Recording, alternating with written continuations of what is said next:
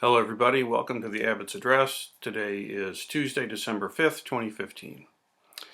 So, once upon a time, the Buddha was teaching in India, and he was preaching about the ability he had to purify all the castes. Now, the caste system in India at this time was a very entrenched thing, okay? There was the Brahmin caste, which was the highest group, and of course they were the priests, and they had control of all the literature and the ritual and the learning. And they were descended from the Indo-Aryan race that had migrated in from actually Iran and this area. Some went up and some stayed, and some went over into India, and Indo-Aryan, the Aryans. And then there was the warrior caste and merchants and workers and so on. And the Buddha, as I mentioned, was preaching about how these castes were all inherently empty, and you could purify them and see through them all, and not be fixed by them. In fact, his Sangha had no caste in it. You could be pariah, which is outcast, or Brahmin, which is high class, what have you. But in the Sangha, there's no caste anymore. It's gone. There's just a practitioner of the Dharma. Now the Brahmins, well, this is attacking their power structure, you see. This is going directly against how they keep control of society and of people, money, power. And so they got together and said, no, we can't have this. We've got to get somebody who can take this guy down. We need someone who can speak eloquently and is a great rhetorician, someone who can really debate the Buddha and show the foolishness of this view. Because after all, the Brahmin caste was born from the mouth of God. From the mouth of God. The other castes were born from other parts of the body of God. For example, the pariah come from the feet, the lowest part. And that this is divinely ordained, and we are in fact the highest caste. So there was this young guy, Alasayana, and he was young. He's in the canon. It says he was 16, but even though he was young, he was very together up here, and he had the entire Vedic texts together, scriptures, the holy writings. That was a rare feat, and he was known to be of quick and nimble mind. And so the elders came to him and said, "Listen, can you engage? You need to go engage this Buddha guy because he's talking smack here, and we got to bring this to an end." Now, the young scholar Alasayana said, "Look, Buddha teaches Dharma. You can't debate someone like that. I don't want to do it." But the elder said, "No, you got to do this. You're the best one, really." So they asked him again, and he said, "No, really. The Buddha teaches the Dharma. I don't want to debate him. This is a fool's errand." But again, third time, the Brahmins implored him, and he said, "All right, I'll go. You're my elders. I'll go." So he traveled to where the Buddha was teaching, and at an appropriate time, following the customs of the day, he engaged Buddha in conversation publicly. And so the Buddha saw the young kid there, and of course, the way the story is told, the Buddha can tell things, so he could tell. He said, "All right, kid, you got something to ask? Bring it." And so the kid said, "Well, I've heard it said that you say that the castes are empty, and that you can purify all the castes with this Dharma stuff.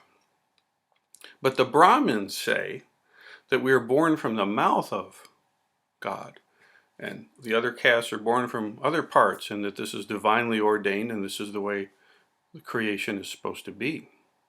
What do you say to this?" And so the Buddha looked at him, and he said, so you say that the Brahmin teaches that they're born from the mouth of God, is that so? And then the young scholar says, "Yes, it says this in the scripture, chapter this, verse that, book here, that's what it says. And of course he was right. He knows what he's talking about. It's in that book. And the Buddha said, but yet is it not so that Brahmin women are seen getting their periods and are known to become pregnant and to give birth and to nurse? Is this not so?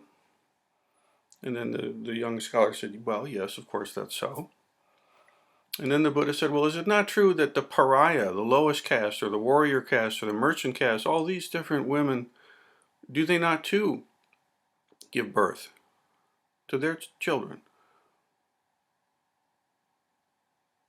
and nurse and so on? And the young scholar said, yeah. And so then the Buddha said, so can't you plainly see that this argument that you're born from the mouth of the deity is crazy? I'm paraphrasing here. We're all born from woman. We're all born from the blood of the womb. It doesn't matter what caste you are, that blood's red. Well, the way the story goes on, the young scholar just sort of does a rhetorical maneuver in not addressing that, but just saying, well, even though you've said that, still the Brahmins say this. And we'll go through some other responses that the Buddha brings to bear. But this one is really important for us today. Because you see, we have embedded in us this idea, this basic notion, a lot of us, of a chosen people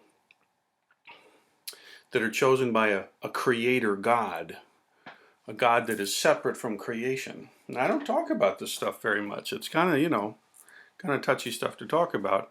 But look, we're in the midst of a big problem here. Humanity has got to sit up straight and grow up and pull its socks up and quit doing stupid stuff.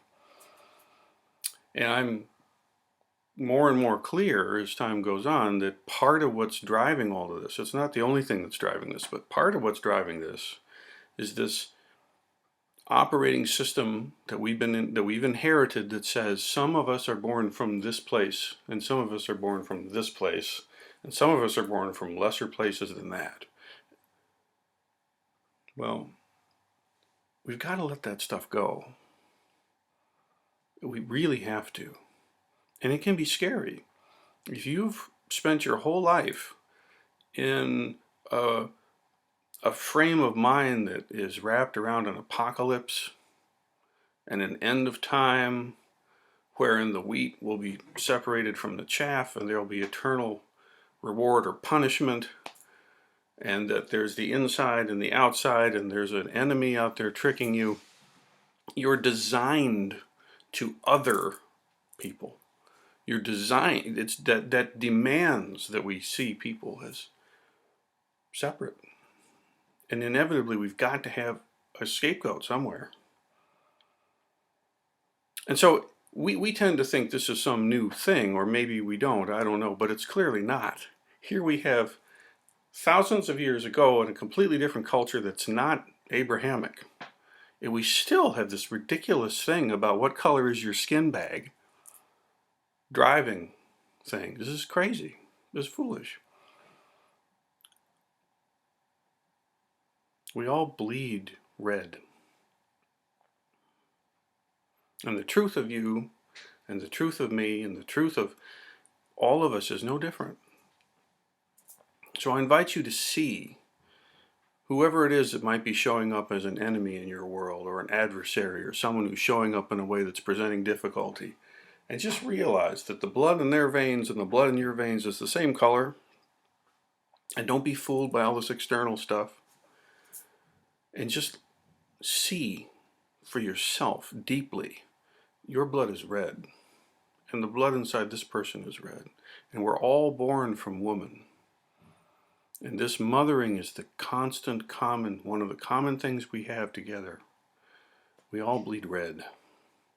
It's time for us to let these superficial differences fall into the category they deserve, which is just, not the main case at all.